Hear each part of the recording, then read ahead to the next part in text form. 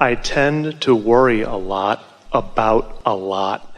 I tend to think thoughts that my inner being doesn't think, which results in a feeling of worry to me, which is my indicator that I'm off base from who I really am. Absolutely. Okay, so is there ever a point at which you can even not have the thought to begin with? Law of attraction got hold of it. So rather than trying to stop the car once you're at the bottom of the hill, just let it hit you and drown you and beat you up and suffer over it, and then come away with it from that experience with wisdom. I did not like that.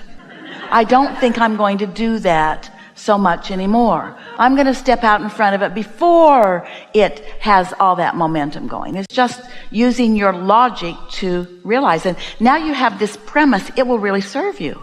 Do you know how many thoughts you don't have to sort out anymore?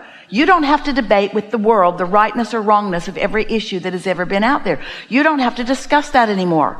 You don't have to figure that out. All you have to know to have your personal expansion and joyful collusion with the source within you is which thoughts feel good and which thoughts don't feel so good. Is that too simplistic? No, in fact, it's beautifully simple, and it's amazing how, as much as I understand that, I've been told since I was in high school, I'm a worrywart. And so I've been doing this for about 35 years. We're going to give you a different label because you're doing that looking at what is or looking at what was. Your inner being never looks back. We're going to give you a different label. Rather than worrywart, we're going to say to you, you are a thoughtful being, and you are a deliberate creator, and you like to contemplate. And when you use that skill to contemplate from the satisfied up part of the scale rather than from the unsatisfied down part of the scale, you're going to find such satisfaction on steroids with those thoughts that you are thinking. So the opposite of a worrywart is a very clear-minded being who is accessing the energy that creates worlds to flow toward your creative endeavors. That's who you are. And when you do other than that, it sucks. It feels bad. And you use words like worry.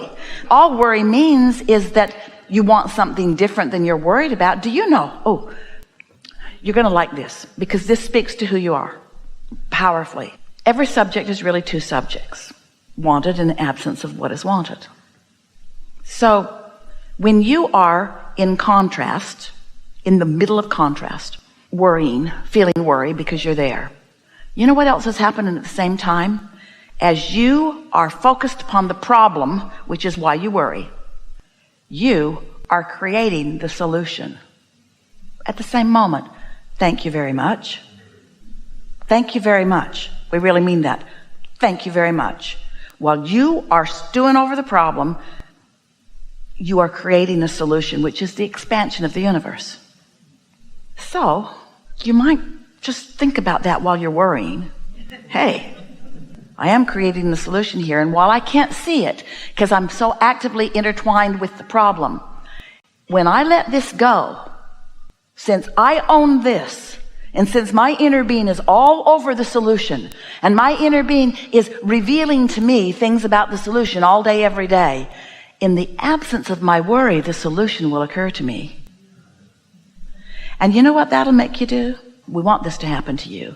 We want you to feel about your worry like we feel about your worry. Thank you very much. Thank you for being willing to acknowledge that something isn't the way you want it, and for launching a rocket of desire for the improvement of all that is in generations to come. But now do yourself a big favor and use your guidance system the way it's meant to be. As soon as you can, turn your attention toward what you're wanting. And so sometimes those subjects that you've worried about for a long time, they'll keep coming to you so you can just sort of chip the edges off of them a little bit at a time. Because every time you feel a little relief, your vibration is where you last left it. Don't ask yourself to defy the laws of the universe. Don't ask yourself to stand at the bottom of the bay and stop that momentum. Stop it sooner. And be proud of yourself for being knocked over by momentum enough times to help you make a new decision. And my new decision is, I don't want to worry so much. My new decision is, I want to be more aware of my guidance system. My new decision is, I want to be more in sync with who I really am. So as you're really worried about something, but then you talk about these general concepts and you remind yourself that you're creating solutions, then you've moved it to a different place. And in time, that worry is going to be more like satisfaction, where you have more creative control. When you find yourself comfortably resting in satisfaction, where you are in the control of whether you go more or less satisfied, in this satisfied end of the equation where there's no resistance, momentum picks up speed so quickly. So quickly. You know why? Your inner being's all over it. That's what your inner being's been knowing. And when you turn in the direction of what your inner being knows, ooh, that's why people will say, I languished all my life and then I had my breakthrough and I was an overnight success. And we say, no, you weren't. You had all that contrast that set you up for that. But you don't have to pay any more price. You've already created it. It's in your vortex. Now just let it rip. That helps me. Thank you.